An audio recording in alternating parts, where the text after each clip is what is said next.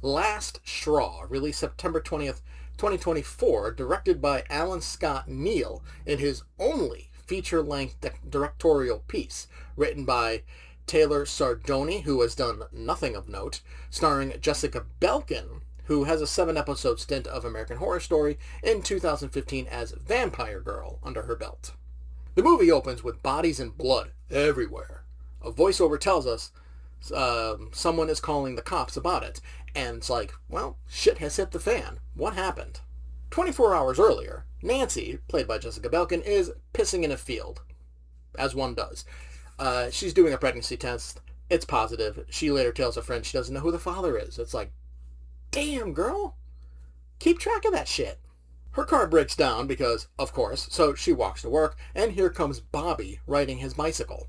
They happen to work at the same place, so off they go, except for some reason, Nancy rides the bike, and he rides bitch in the back. It's like, it's his bike. Why isn't he doing it? Nancy's dad is her boss, and because she was late, he makes her work the late shift. You're a dick. I mean, I get it. She's late. Can't show favorites. Various inane things happen. She pukes. We meet Petey, the autistic busboy, who is also the younger brother of the cook, Jake. Eventually, 4 teens come in on mopeds, and they're like being dicks. They have a dead animal that they bring into the diner, and Nancy calls the cops. One threatens her. They leave. Like, I don't know. It feels like nothing is happening. She soon fires Jake because he's being annoying, and then tells Bobby, who clearly likes her, that he'll never get with her. And that is a really bitch thing to do. Like, it's good to tell someone that and stop, letting them think they have a chance, but there is much nicer ways to go about it. In the middle of the night, she turns on the jukebox, which happens to have screamo metal on it, and she's dancing. It's like, it's the hell of a diner that has all sorts of music on it, apparently.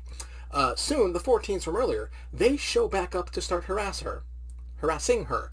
She calls the cops, as one does. Sheriff shows up. He's kind of a dick. Until Nancy mentions the mopeds.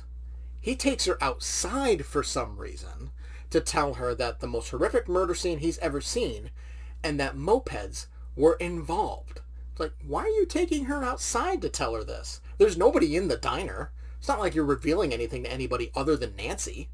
Anyway, someone comes from behind, bashes the sheriff upside the head, and then beats him to death.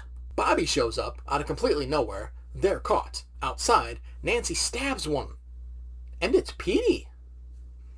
All the masked people are the employees from the diner, including Bobby. That's a nice little twist. Earlier, Jack has issues with the insurance company. He picks up drugs with Petey driving. He eventually finds the teens from earlier, blames them for his firing, stabs one to death, tries to make Petey shoot another one, but he doesn't. Gun's empty anyway, so he chokes the guy to death. And it's like, damn, dude, you're making your poor autistic brother, go through all this shit? What is wrong with you? Later, he tells Petey to meet him at the diner, just kicks him out of the car and tells him to fuck off and walk to the diner, which is another dick thing to do, but he picks up the other 2. We see their point of view of the harassment, and that it was Jack who killed the cop. Bobby ends up turning on him, because, well, he's a little bitch, and he still wants Nancy, even though she told him to fuck off. Nancy pushes one into the fryer, bashes him over the head with a pan, which is a nice little sequence, and then Jack kills Bobby off screen. We do see him lying on the floor, pool of blood, but, it would have been nice to actually see the kill. Nancy's friend shows up, sees the carnage, and just pieces. We never see her again. Nancy ends up stabbing Jack in the back, but he gets her, stabs her multiple times. Jack leaves, calls the cops. He's the one from the beginning of the movie. But guess what?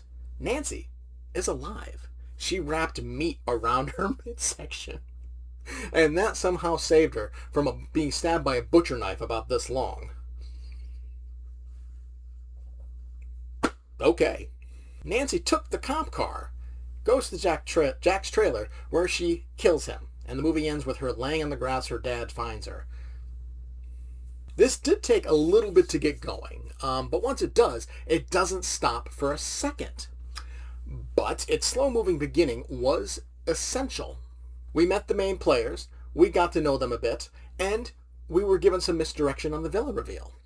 The kills are pretty standard, with only the one featuring the friar being a bit different. The rest were knives, hammers, choking, nothing special. And to me, you have to set yourself apart these days in a genre full of kills. Jessica Belkin puts in a strong performance here, and I honestly hope it leads to bigger and better things for her. At the very least, in the horror genre. I think she has the makings of a scream queen, but only time will tell if it leads to something bigger. It's a nice twist of who the harassers end up being, and the story moves pretty smoothly in the beginning. I think it's a bit rushed once the reveal happens, though. But this is honestly a pretty solid movie. I give Last Resort a B. Thank you for watching Fatman Inc Horror. Leave a like if you enjoyed and a comment to discuss your thoughts. Make sure to subscribe to see more reviews of horror movies new and old. Thanks again for watching, and I'll see you next time.